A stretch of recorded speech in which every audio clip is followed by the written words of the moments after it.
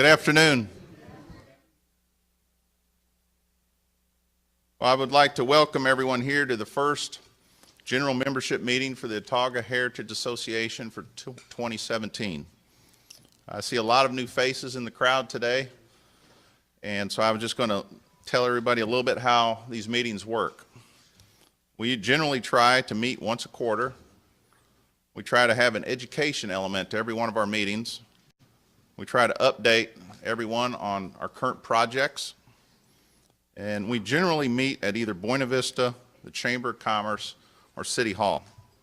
That brings me to my next point.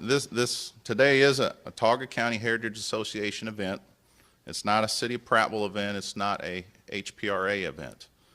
Both of those entities are great supporters and sponsors of our organization. But the city was just simply kind enough to let us use this location today because we figured there'd be a large crowd. Today's agenda includes a presentation by LEDIC Realty, an update on our photo identification project, confirmation of new board members, and a rollout of our 2017 calendar. And some of that material is in your seats. First will be a presentation by LEDIC Realty concerning the development of the Continental Eagle buildings. Please remember that HPRA currently owns this property, which was purchased at foreclosure, and HPRA is also the entity remodeling the future public safety building. LEDIC has nothing to do with that project. I should also mention this presentation is merely an update of an evolving development plan and is not their official rollout.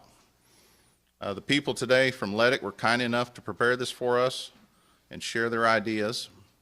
Due to some time constraints and some prior Sunday commitments, the LEDIC folks will not be able to stay for the entire meeting, but they're going to do the first 2/3 of the meeting.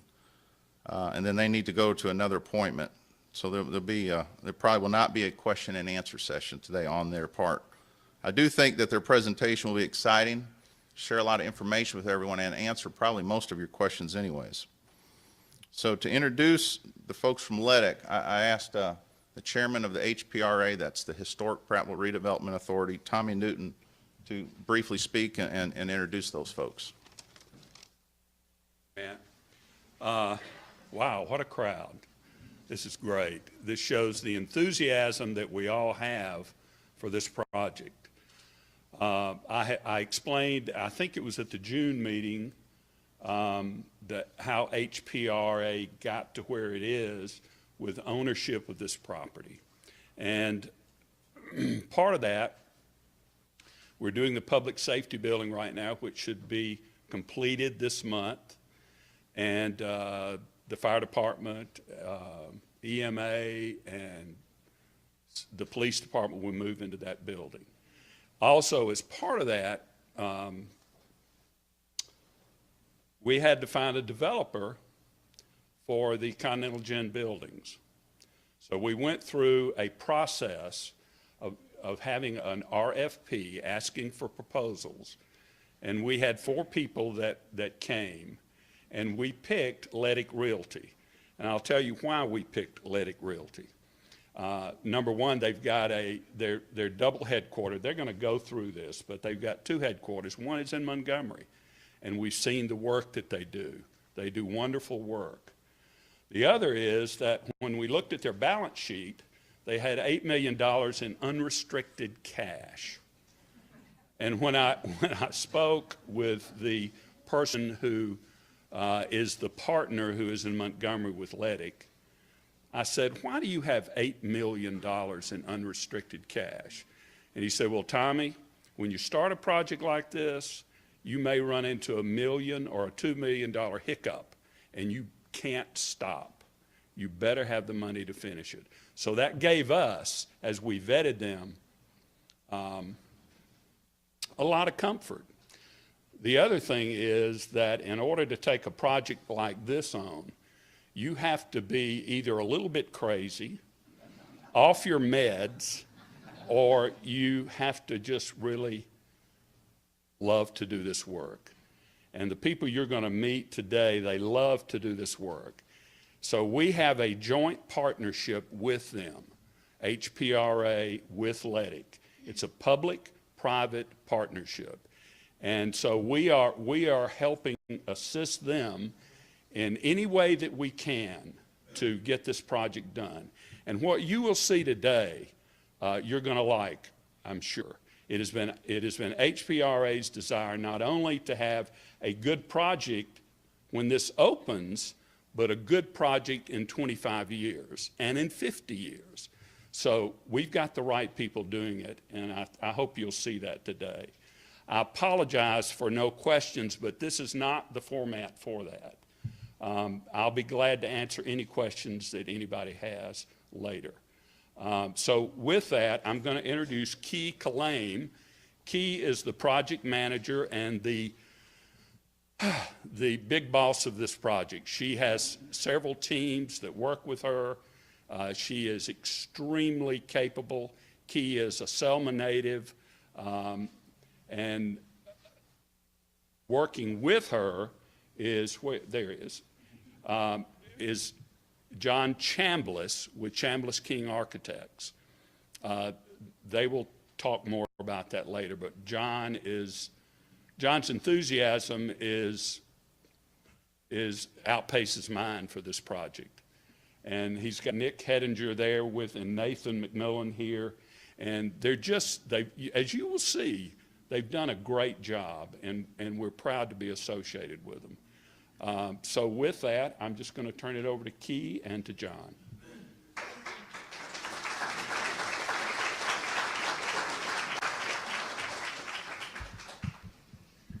Thank you, Mr. Newton, and to Matt.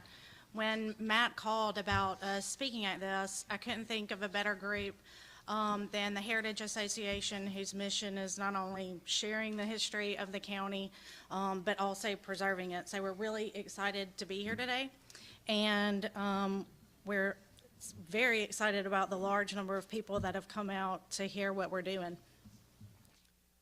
Just to tell you a little bit about who we are.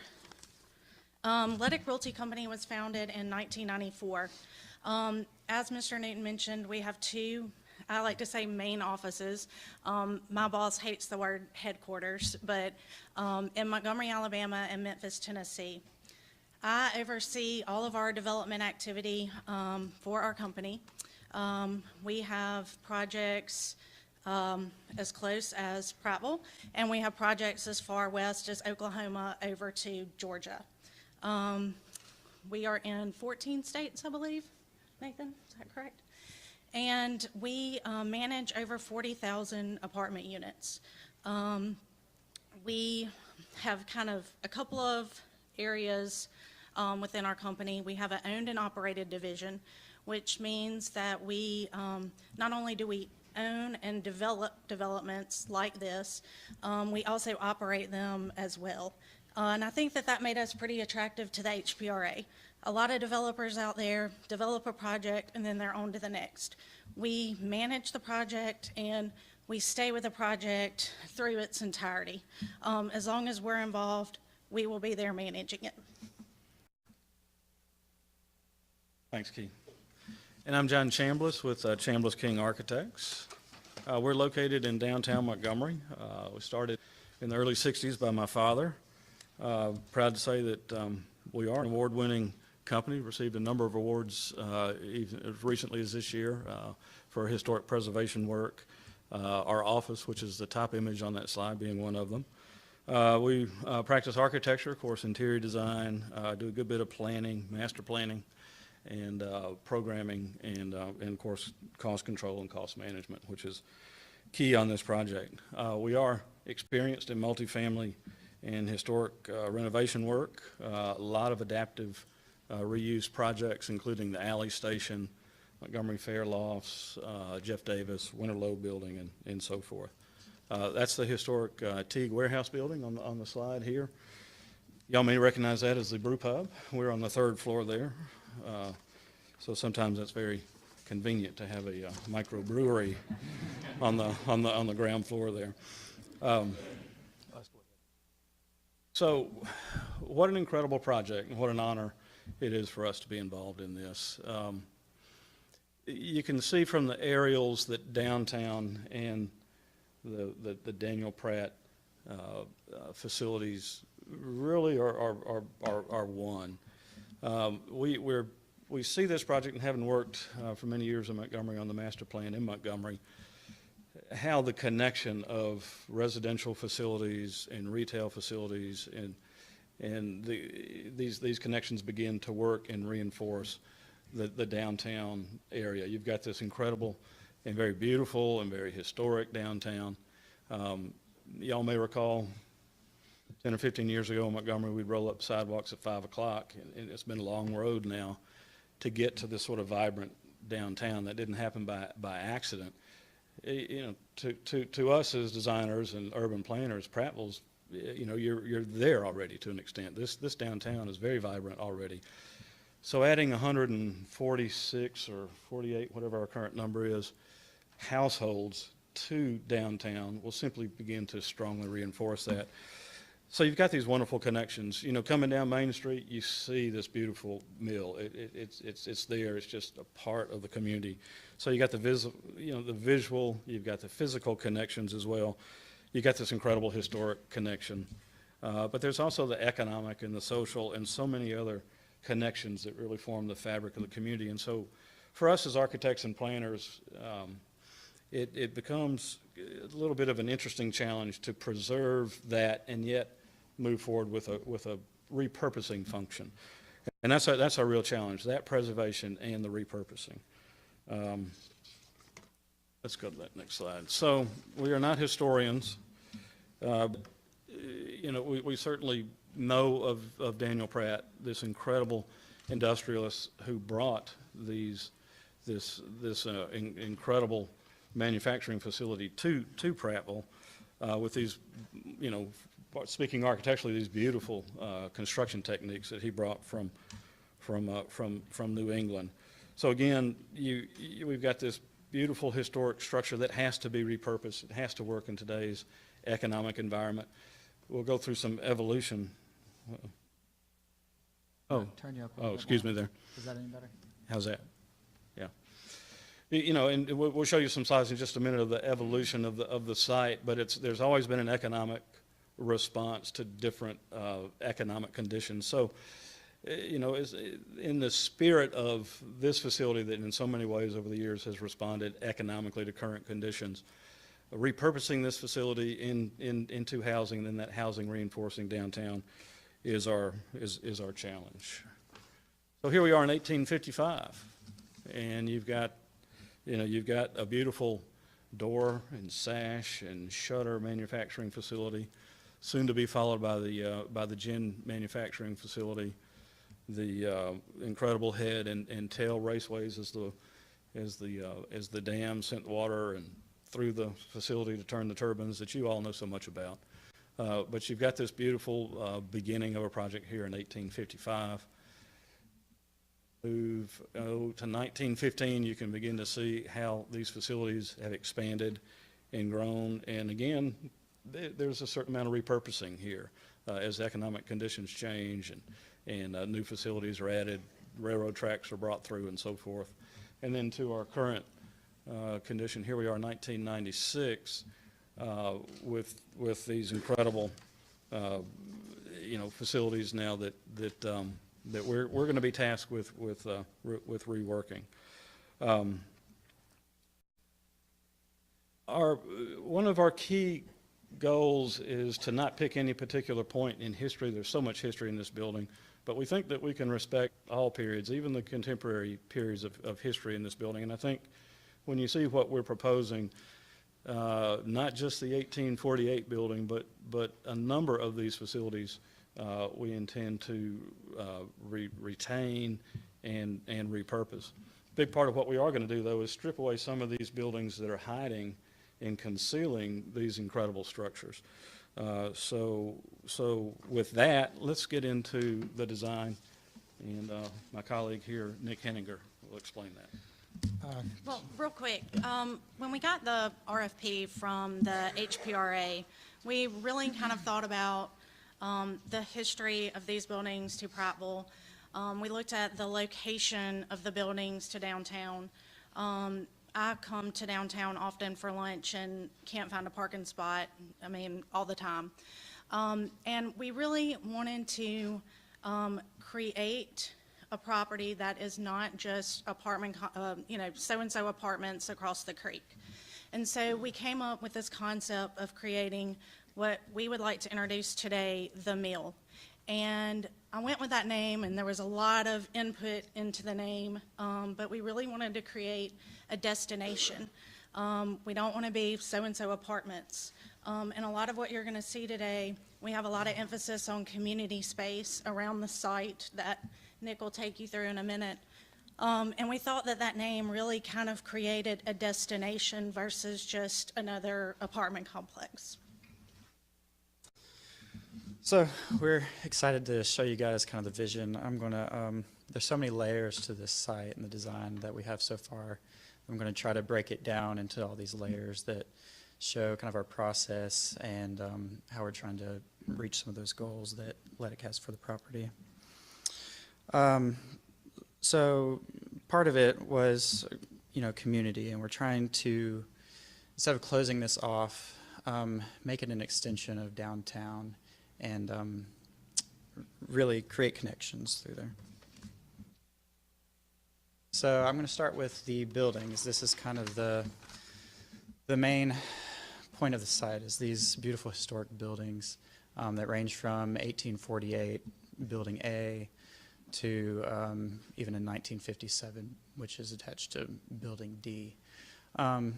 So these, can y'all hear me?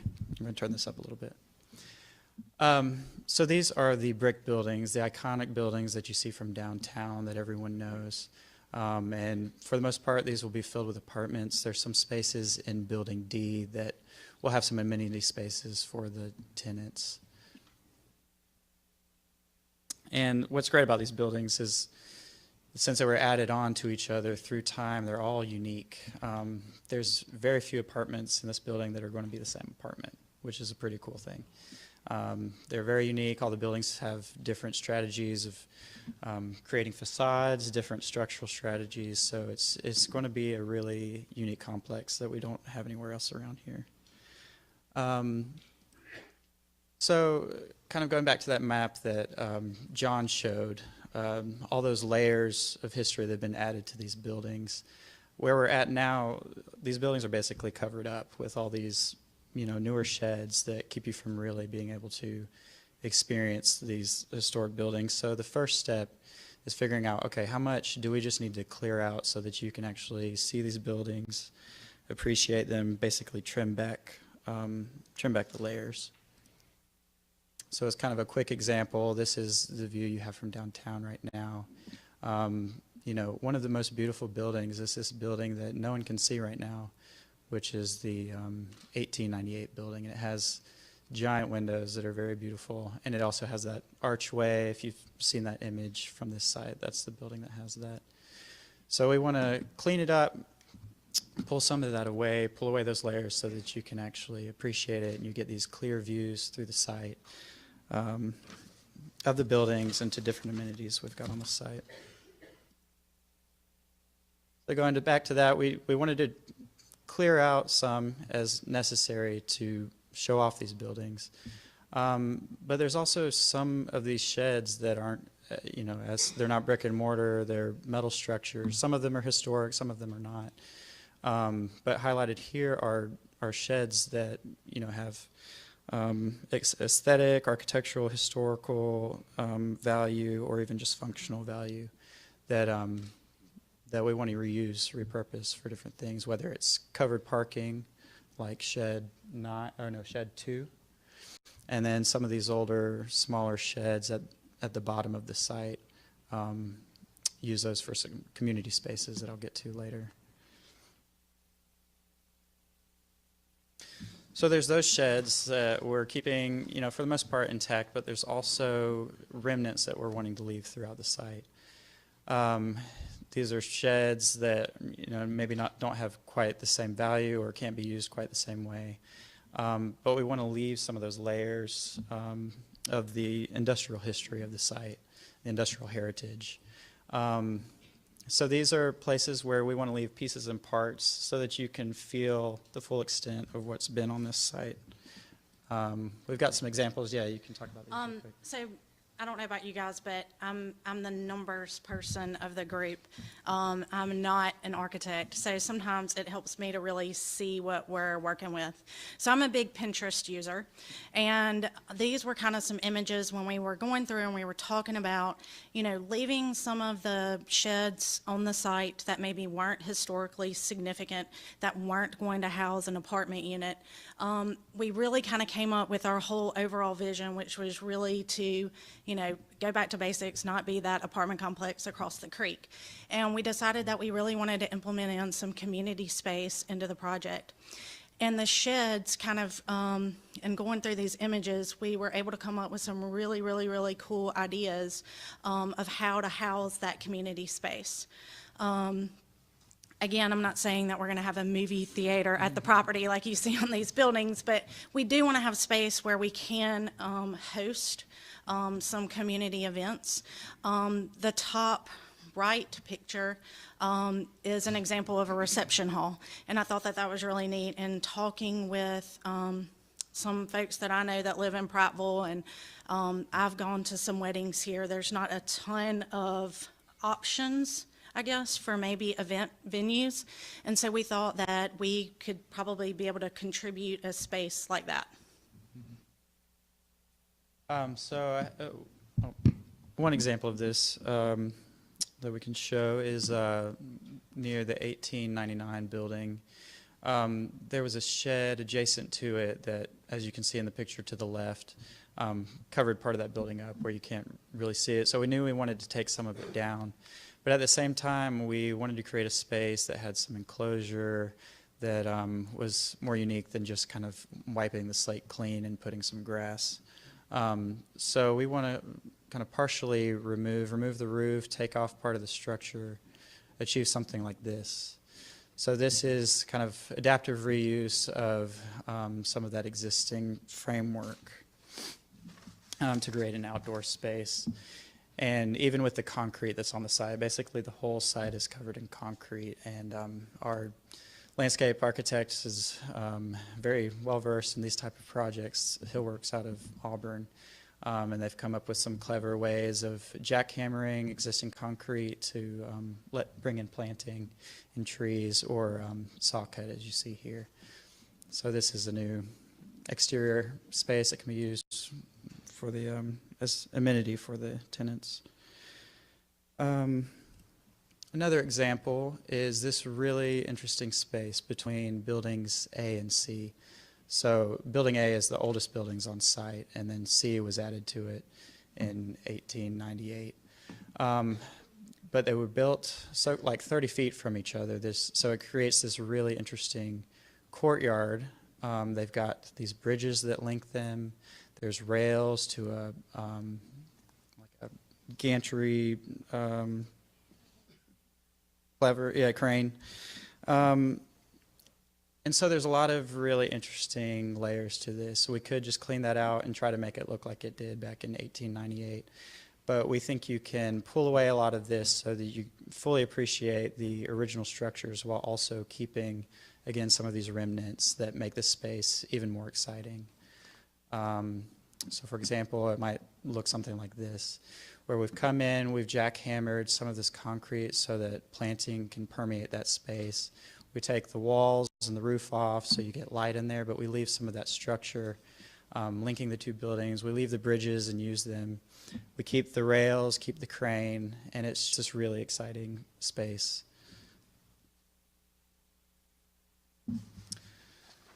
So another existing thing we're working around on the site is the water, which is one thing that makes the site so great. But we also have issues with flooding. This is on a floodplain, so this kind of shows what a 100-year flood would look like on our site. And as you can see, it's taken up a lot of our site and some of our building, which is not a good thing. And so we're working closely with a hydrologist to create a levee that keeps flood off our site, but also doesn't raise the flood level, so it would affect other areas. So what we've come up with is a levee that's a mix between concrete wall and earthen berm that kind of grabs and encloses the back end of the site. And the form that we decided to take is pretty orthogonal. We wanted it to be this really neat figure in the landscape and be almost an outdoor room. So with all those combined, that's all the parts and pieces that we were starting with to figure out how we're going to use this site. And so from that, we decided, the ideal areas to distribute program, whether it's for the tenants or community spaces. So in building D, the outline there is where there's leasing office, community room, fitness. Down at the bottom is some sheds that we're using. You could have a wedding chapel, a pavilion, community event space, some tenant space over near building E, and then a dog run and a sculpture garden, kind of like some of those images that Key was talking about. So we've distributed that through the site, trying to make the most use out of all these remnants, the buildings, the sheds that we can. And then the next thing we have to figure out as well, how do we get people through the site? And we really want a strong connection to downtown, almost an extension of downtown. So as you can see with the dotted red line, this is the main vehicular access, kind of drive to access parking in the site. And as you can see, you come over the bridge, over the creek on Bridge Street, and then we kind of weave you through the site.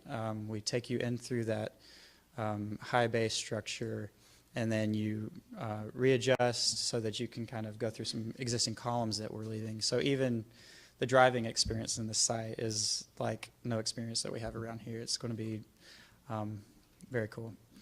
And then in the blue is pedestrian movement. So again, you have your pedestrian access through the bridge and either through the middle of the site or around to this really strong north-south axis. And I'm showing kind of a dashed line over the creek because maybe eventually there could be a pedestrian bridge straight to downtown because this is such a strong axis. But this is actually where the railroad, if you look back at those old maps, the railroad came through here. And so it starts at the river, or at the creek, and terminates at this new community space that we've got.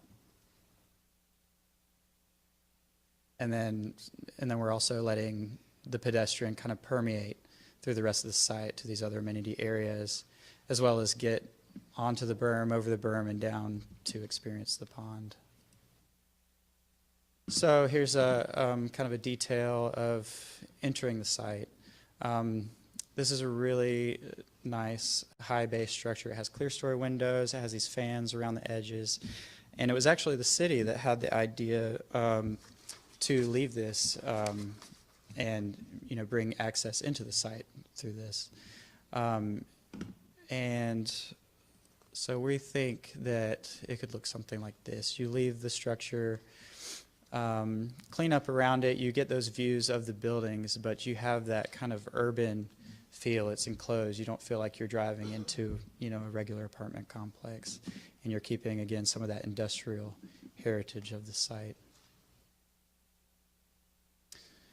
And then with the pedestrian boulevard through the site, again, it passes, kind of connects all these buildings through the site, A, B, C, D, and E, and terminates at that community space.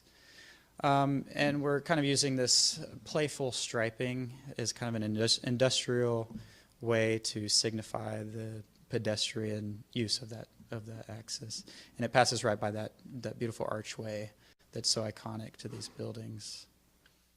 So this is kind of a quick sketch of, the playful striping, how you'll have that wide pedestrian boulevard. You pass under some existing structure, under bridges, under the shed, and then you terminate at this great new exterior community space. And then this is a last look at that levee that we were talking about, the berm, and the dog run. And so This is a fun little section that our landscape architects put together.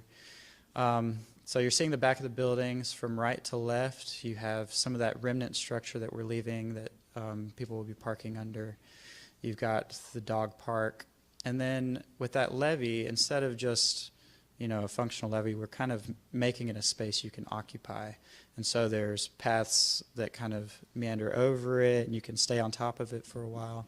And so there's ways to get all the way back down to the mill pond and jump in the water or kayak like these guys are doing. So that's the site. So we're very excited about it, and hope you guys are too. So how does all of this work? The project is successful through the rental of, right now we're at 146 apartment units. We have a combination of 1, 2, and 3 bedroom apartments.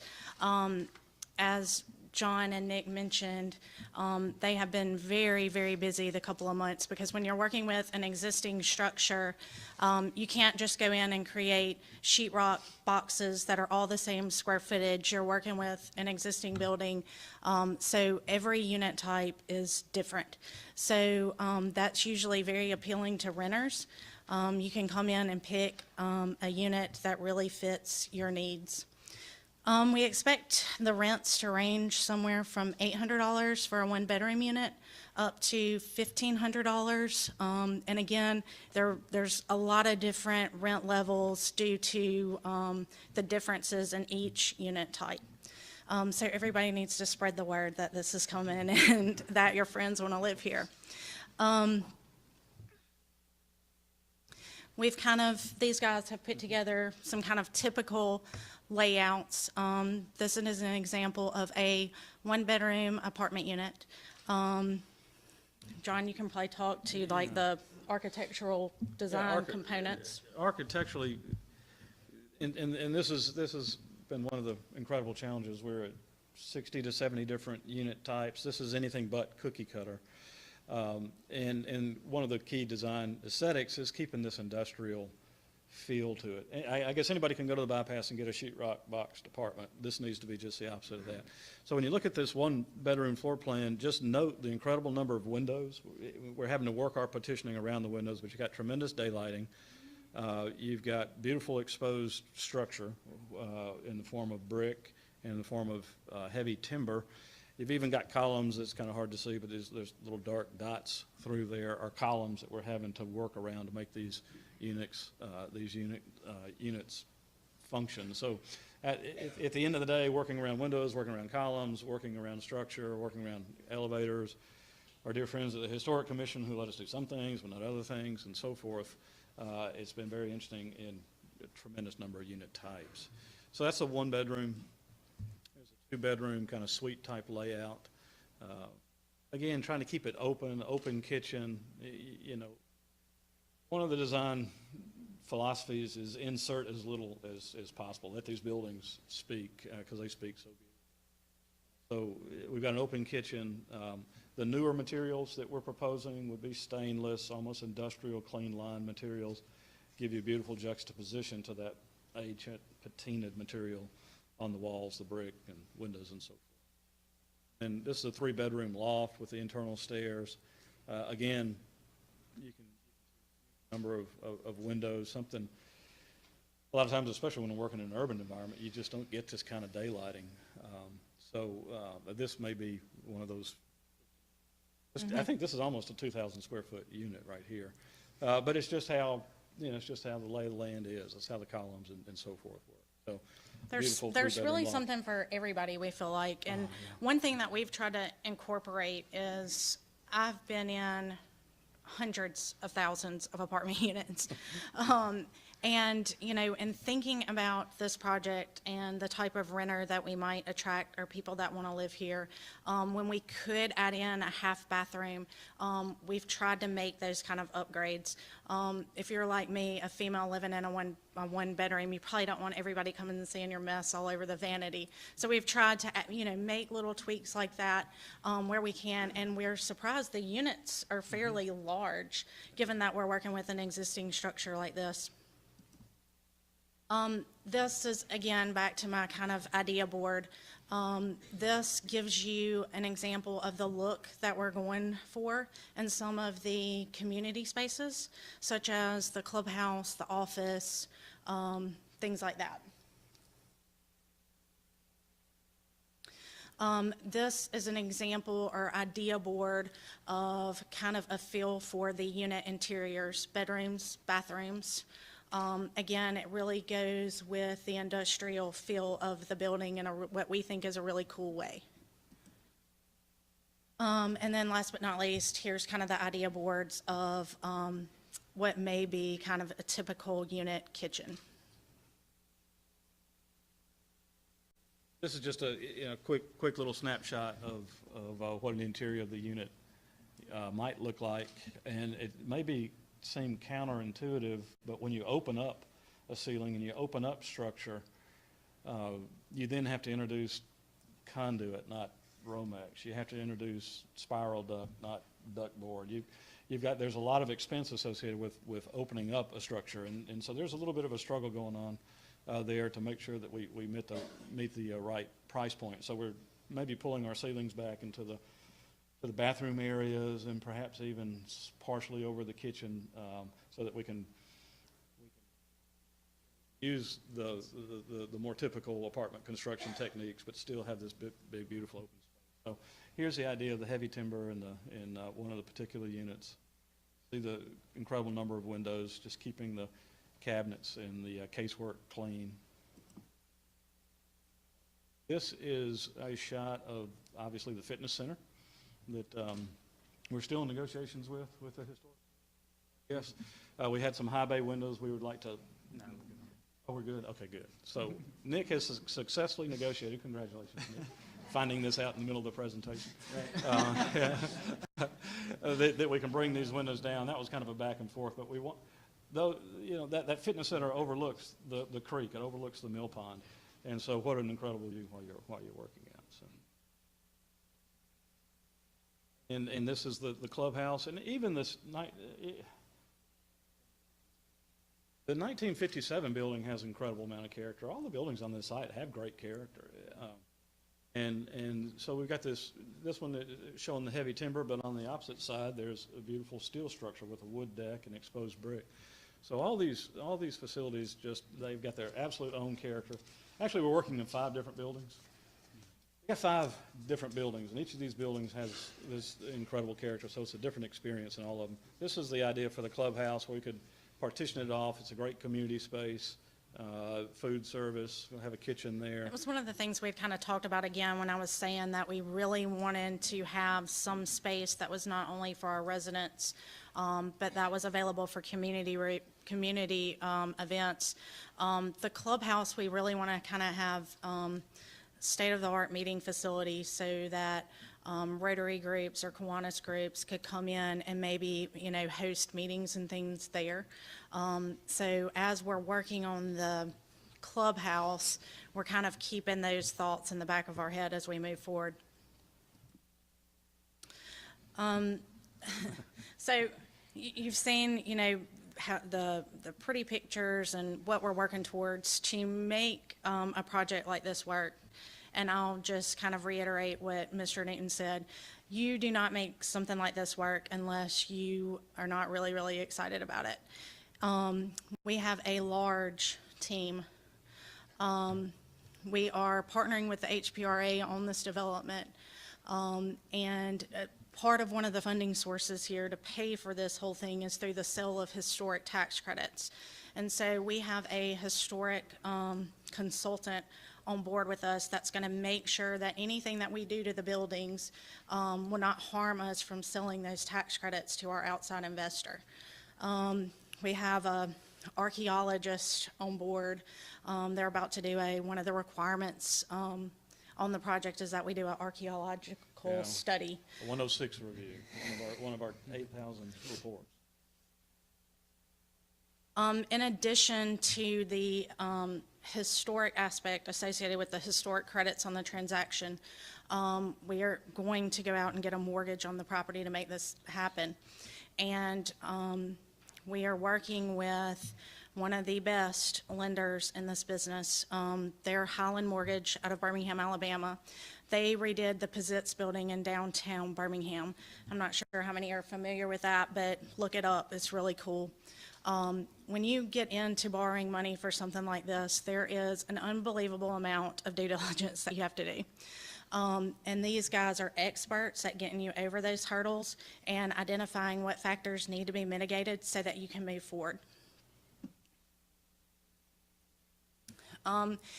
In addition, in order to have everything that we need to get the mortgage that we need to sell the historic tax credits, there is a large amount of environmental work that has to be done with a project like this. We have probably 4 environmental engineers at least. We've had a wildlife biologist have to come out to the project. When we have been on site, we didn't realize it was already somebody was already living there. And it was about probably 1,000 bats that were currently living there. So we had to call out a wildlife biologist. They came out, they have to test that bat, make sure that it's not an endangered species. There's numerous environmental factors. So I called the biologist and say, listen, we need you to come to the site. And he looks at it over the telephone and he goes, hey, are the wings connected to the feet? And I go, we didn't get that close. I don't know. He said, "What's a little tail? Does it have a little tail?" Listen, come to the site. So we get this incredible biologist. A lot of fun. He's actually at AUM, and he comes out and he goes through all the bat. You know, there's the guano or whatever all that is. I'm standing back like this, and he finds 2 or 3. There's a bunch of them there, so there's always a little bat body or 2 down there. He picks it up, and he's so excited to have it. And he goes, look, it's got a little tail. I go, that is great. He goes, well, the tail, this is a Brazilian freetail bat, of which there are plentiful. There's a bunch of them. It's not a gray bat. I think it was the gray bat that had the little wings connected to his feet that's an endangered species. So if it was an endangered bat, man, we'd be probably sitting here a couple of years from now still going over this. But fortunately, it was a Brazilian freetail. We were super excited. It got a little freetail like that. We got pictures of it if anybody wants to see it. So we passed the biology test. I just stood in the corner and said, is it the good one or the bad one? But, so in addition to that, there's a wetlands consultant that's involved. As Nick pointed out in his site plan, because we're located so close to the creek, we are in a floodway. And, of course, when somebody's lending you millions of dollars, they want to make sure that your property is not going to flood. So you have to go through a very stringent flood plan to mitigate that. And so we have a wetland consultant on board. We've hired a hydrologist who's helping us, well, 2 different things, but you got a wetland consultant because of all the environmental and then you've got a hydrologist who's doing all the modeling, the floodway modeling. So it's 2 different entities. It seemed to me when I started it should be the same. I've learned that those are 2 very different entities. So just dealing with the floodways. The hydrologist has come on board and has really helped us in designing that levee so that we can present it to the folks at B to make sure that we aren't going to have any floodway issues, and so that our lender can hear from those folks that we aren't going to have any floodway issues. In addition to them, we've had to have ADM approval, and there's a Brownsfields designation that we're working with ADM to get on site. As part of that, it's another huge application that has to be filed. They have to know exactly what our construction plan is on site and sign off. The U.S. Department of Fish and Wildlife, they have to sign off to make sure that we aren't disturbing anything that we're not supposed to on site. And then Office of Water Resources is also involved. And of course, you can imagine. Oh yeah. This is our end. Of course, we're the architects on it. We're working with a wonderful general contractor who's in his 2nd major round now of pricing. We'll probably have 3 to 4, probably more like 4 or 5 major rounds before we're done. The technical engineer had done their work, and we now have that information for foundation systems for the levee and seepage analysis and all the stuff that we've got to have for the levee. Surveyor surveyed the site, and civil engineer, landscape architect, structural, mechanical, plumbing. I won't go on to it, but lots of folks involved. So we kind of put up this little process slide, and this is kind of a rough draft, but I know to most everybody sitting in this room, it's that you've heard that we're under contract, and why haven't you seen anything happen at the property? And a lot of that is because of all the environmental factors that I mentioned that we're currently, up to our knees in mitigating all of those. But we went under contract with the HPRA last February, and John and I were actually talking on Friday, and we started working on this project well in advance of that, because before our company gets involved, and Mr. Nathan kind of highlighted how much money it takes to do something like this on our end, we do quite a bit of due diligence before we go under contract on something like this. So we have been working on this now for a while. We started the ADM process in February, and from there, the next step was kind of, all right, can we get this thing financed? We are using a FHA mortgage type product on this. It's called a 221D4. I won't bore you with the details, but it's a very good multifamily mortgage. It's one of the more complicated types of financing, but it's one of the best that we deal with in our business. It's a great interest rate. It has a long term. It's a really, really good product. We went to the concept meeting in May and presented the deal to HUD, who are the folks that will ultimately sign off on our mortgage. And these type of projects that are really complicated, this is something that HUD typically would just say, we don't want to do that. And they were so excited about this. They loved the team that we brought. We had already had many of their questions answered. A lot of mitigant factors were already underway, and they welcomed us to submit for a mortgage, which is huge. Then from there, you guys kind of started on all of the environmental processes. On the environmental.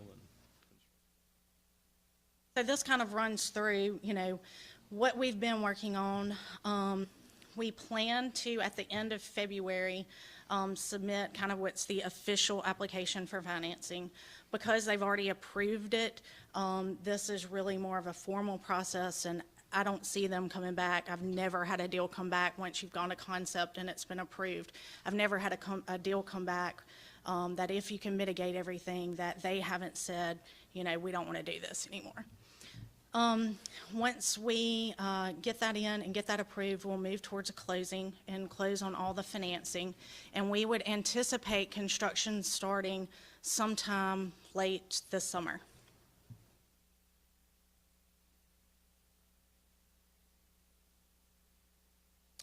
And so with that, that's kind of it.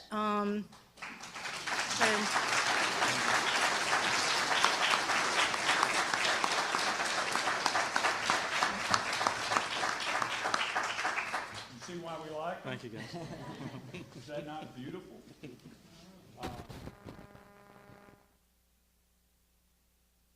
One of the reasons for this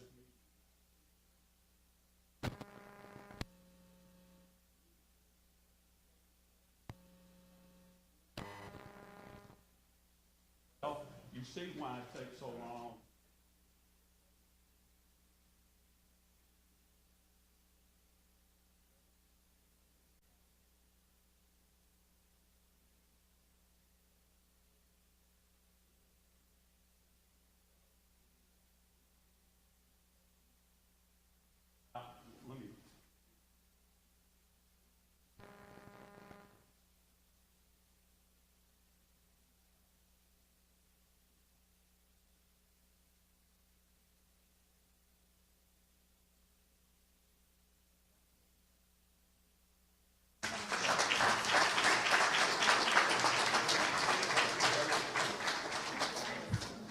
All right, we have please don't leave yet. We have a couple more items.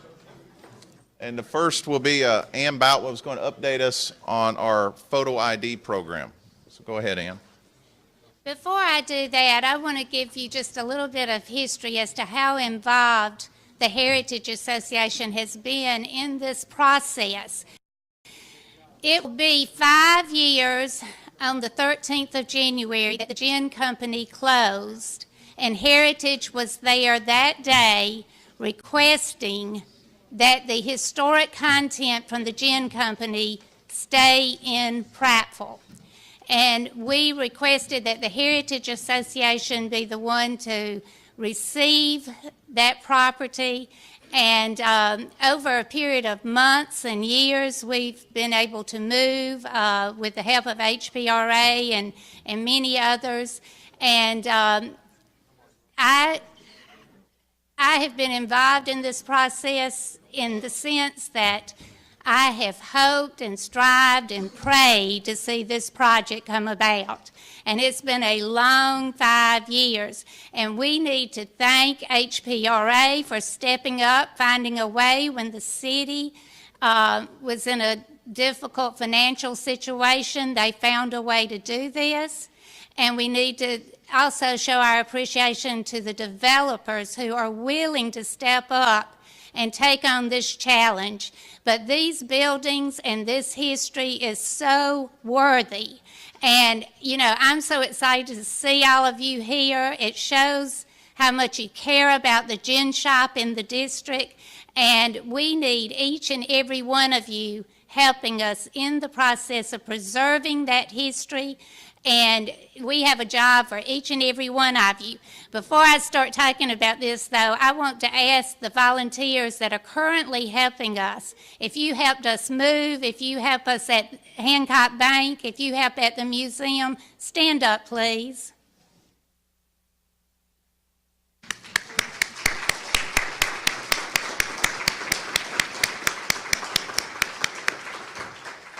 That's about half of them.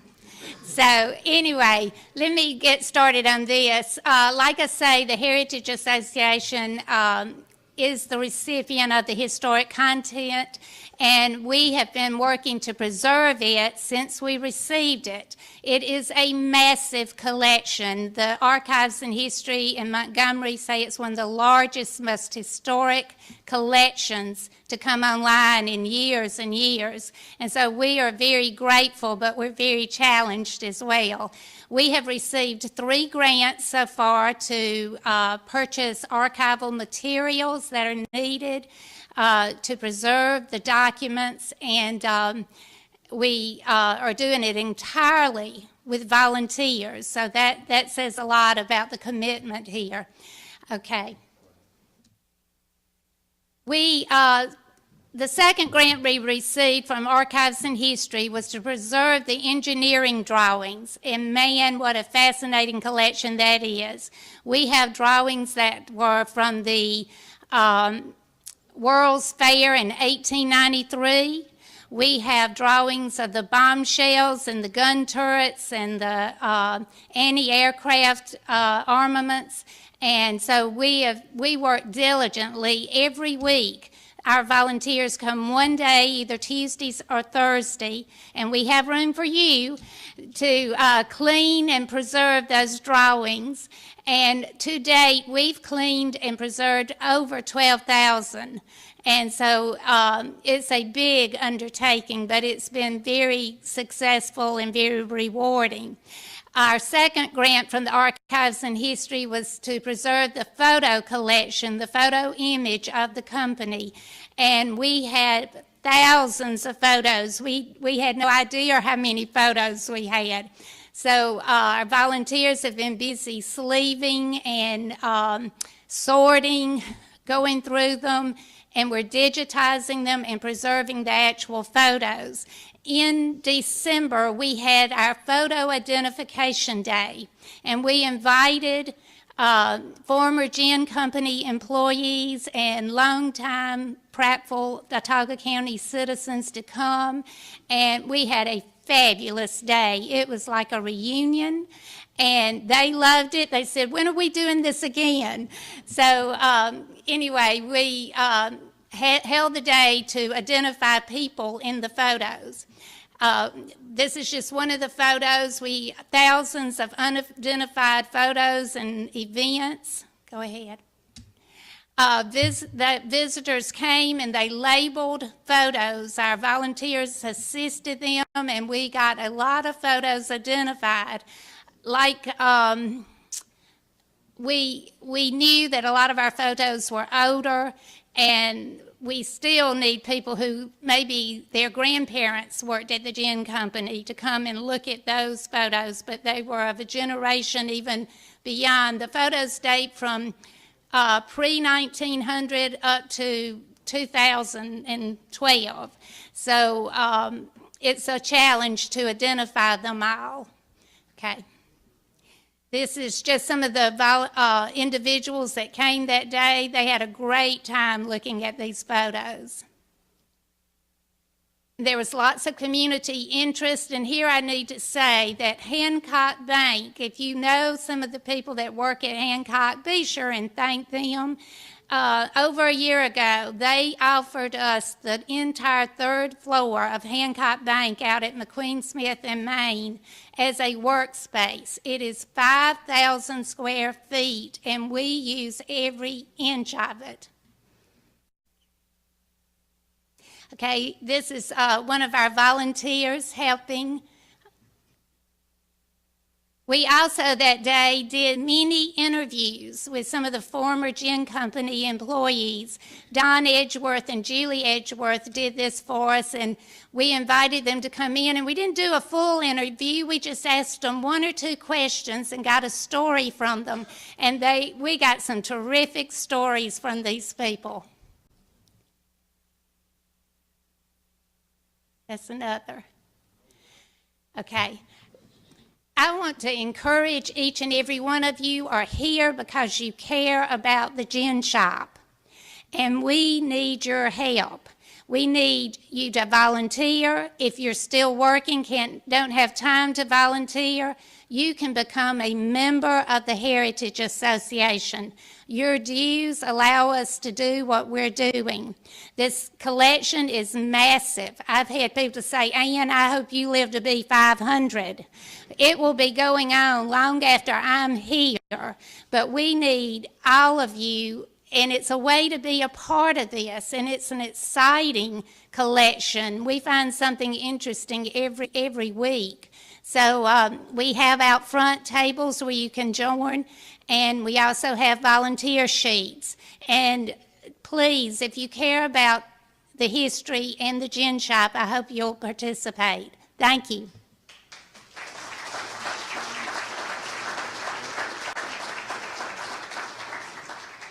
All right, our next slide is just, it's in your seats also. It's our calendar for this year so far, and it will continue to evolve and grow. A couple things to highlight is next month we'll have a new event we've never had. We love our volunteers that go along with Valentine's. And we'll have a sort of a party for them over at Buena Vista. So it's still time to become a volunteer to get invited to the party. Our annual Low Country Boil is usually in November. This year we're going to have it in April. It's going to be a little warmer. And one of the items that will be at that is this quilt up here. And I'm going to let Ann tell you where it's from because I don't remember. A local member of our community, Leslie Carmichael, some of you may know Leslie. She makes gorgeous quilts. And she came in one day with this to the museum, and she said, I've done this for you as a fundraiser. And so we plan to auction this off at the Low Country Bowl. We may begin the auction online ahead of time if I can figure out how to do that. And but it is a beautiful example and symbolizes the gin company. And as you can recognize, this iconic archway that is in the 1898 building. In the collection, we actually found a ledger that said Lockwood on it. And Frank Lockwood is supposed to have designed the 1898 building, and in there was a list of materials, and the terracotta tiles cost $200. So, you know, that points back to this. So anyway, it's an exciting item, and I think it will be a coveted item as well. All right, next slide. Next, we have our annual, starting a new year, we need to reappoint some board of director members and whatnot. And so Beverly Byard with the nomination committee is going to go through that. Thanks, Matt. I was pleased to serve this year with Melanie Chambliss on our nominating committee, and this is our proposed slate of officers for our upcoming term. Most of these names are returning board members, but filling our vacancies and open slots for the next term. Matt Holter will be returning as our president, thankfully. Josette Duddle will be staying as our vice president. Merrill Carter is moving up to our recording secretary position, and our two new directors will be Margie Fallon and Gary Whiteside. I want to thank all of these people named on this slate for their willingness to serve, and at this point, I would like to make a motion, if I may, that we approve the recommended slate of officers as presented. Okay. To move on, we need somebody to make a second. All right. And then all in favor, raise their hand. All opposed, raise their hand. And motion passed. Thank you.